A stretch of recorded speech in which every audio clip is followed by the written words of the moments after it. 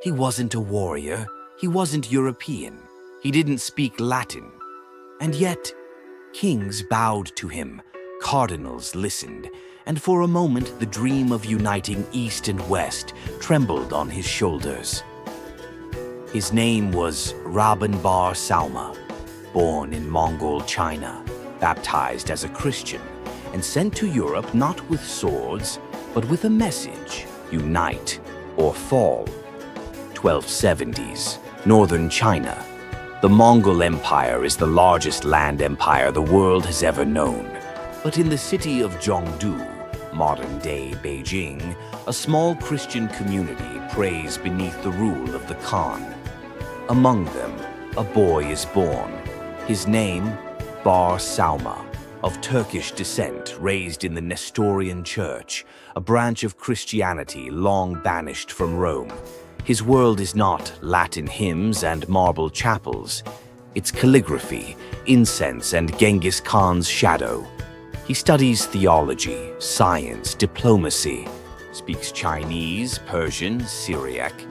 And as he grows, so does one dream: a pilgrimage to Jerusalem, to touch the soil where Christ walked, to pray where the apostles died. He was not a conqueror. He was a seeker.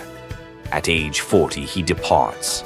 With his student Marcos, he rides west through the shattered remnants of Silk Road cities: Dunhuang, Kashgar, Samarkand, Baghdad. They are Christian monks in a Muslim world, protected only by the Mongol banners they carry and the mercy of passing warlords. They sleep in ruins, cross snowbound passes, dodge raiders, and after 3 years they reach the Near East. But Jerusalem is closed. The Holy Land burns in the embers of the Crusades. The Mamluks control it. To enter would mean death. Bar Sauma's dream dies, but fate has other plans.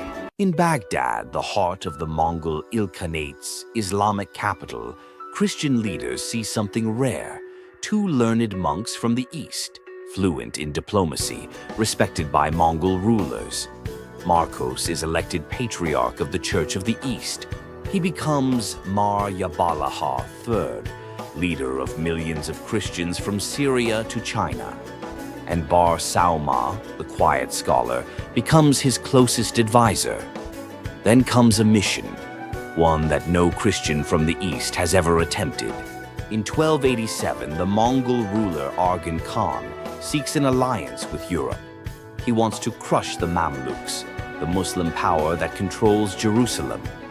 He sends an envoy, not a general, not a merchant, but a monk from China, a Christian who speaks the languages of East and West. Bar Sauma. His task: convince the Pope, the kings of Europe, the princes of Christendom, to fight alongside the Mongols. He is 60 years old, and he sets out alone, across a world ready to collapse. First, he arrives in Constantinople. The once great city is a faded mirror of its past. Byzantine emperors rule in gilded shadows, but the Hagia Sophia still stands. The emperor welcomes him with ceremony. Bar Sauma walks through ancient Christian halls, attends liturgies sung in Greek, debates scripture with priests older than Mongol rule itself. He is both honored and pitied. A Christian, yes, but foreign. A mystery they cannot place. And then he moves west, into lands where Mongol blood still stains the memory of kings. In Rome, he arrives to chaos. The Pope is dead. The Vatican is locked in political war. Bar Sauma kneels before Peter's tomb, leaves offerings, watches the power of the Catholic Church eat itself alive.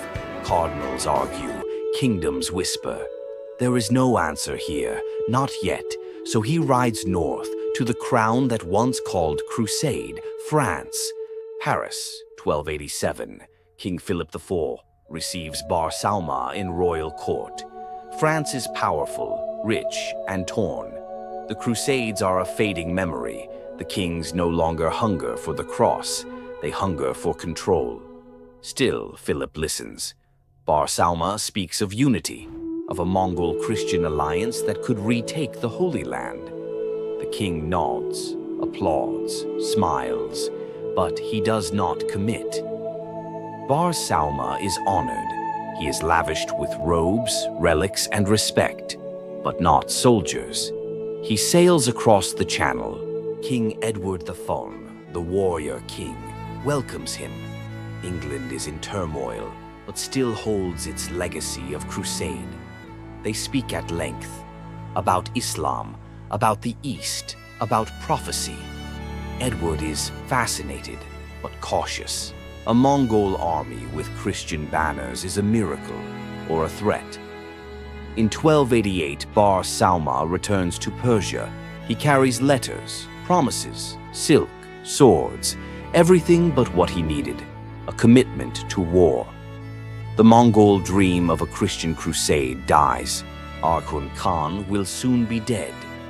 The Ilkhanate fades. The Mamluks remain strong.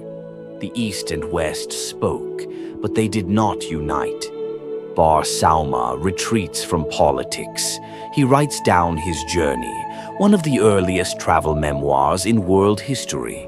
He records a Europe no Mongol had described, a Christianity the West had forgotten existed. He dies in Baghdad, not as a hero, not as a conqueror, but as a bridge. We remember Marco Polo, but Bar Sauma crossed the same distances before him. We remember crusaders, but Bar Sauma dreamed not of blood, but of alliance. He came from the East, spoke the name of Christ, wore the seal of the Khan, and for a fleeting moment in time, he stood in the ruins of empires and dared to unite them.